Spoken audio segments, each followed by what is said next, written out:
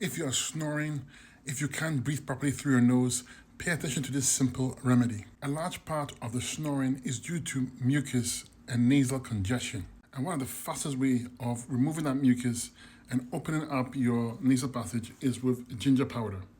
Put your little finger into the ginger powder and put it in the nostrils, not deep in there, but at the tip here. And watch how the mucus comes out and how you can breathe much better.